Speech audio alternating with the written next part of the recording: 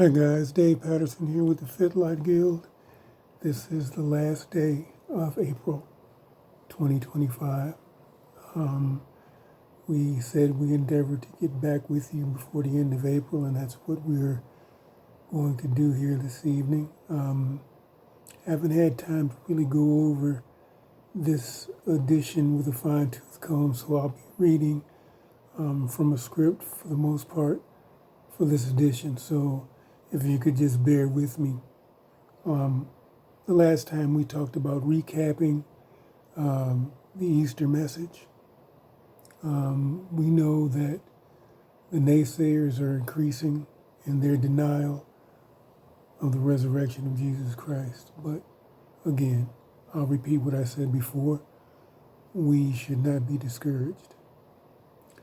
Yeshua HaMashiach, Jesus the Messiah, has called us to be steadfast in proclaiming the gospel because we are moving very swiftly towards the end of grace. And we are currently in the age of grace, which means if you accept Jesus Christ as your Lord and personal Savior and do it with conviction and do it in honor and in truth, you will be with him in eternity. He has promised that. But the age of grace is ending soon. And when Jesus comes back, the age of grace will be no more. We need to remember that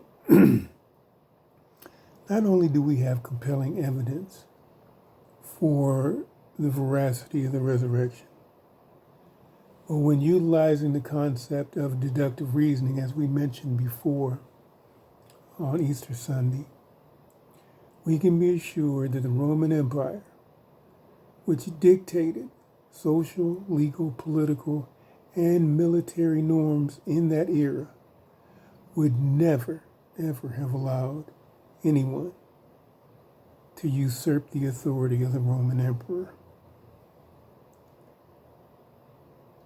So, the resurrection of Christ, absent the ability to be able to unequivocally refute it, which they could not, was a direct threat to Roman rule. Now, had the resurrection been a hoax, as many said, if the disciples had actually tried to steal the body of Jesus and then claim he had risen, the empire would have taken great pleasure, immense pleasure, in utilizing every means at its disposal to expose the fraud and subsequently crush Christianity in its infancy. Now, there was nobody to be found, and no atheist group or individual has ever been able to successfully refute that approximately 500 people saw Jesus post-resurrection in the flesh. Many even ate and drank with him, and no atheist or naysayer from that time to this has been able to disprove that fact. Secondly, there is a hierarchy in terms of initiatives and endeavors that are not up for debate when it comes to God's will. The proclamation of the gospel of Christ is and will continue to be priority one. And any group or person that seeks to supplant the prime directive with another agenda is in fact engaging in idol worship. Now, that's going to seem strange to some.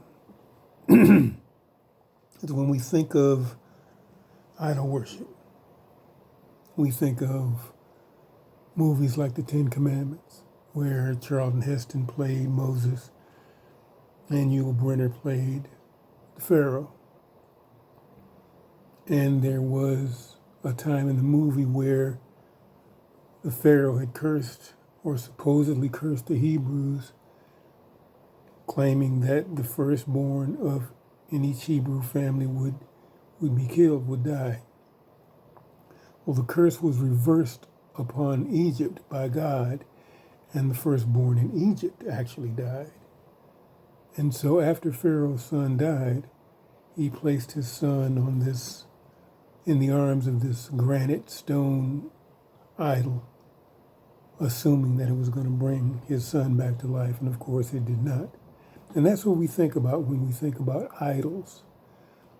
But that is not even close to what the word idol actually denotes. The word idol actually denotes anything or anyone that you put in place of the God of the universe. Anybody that you make priority over the sovereign God of the universe is an idol. Anybody or anything.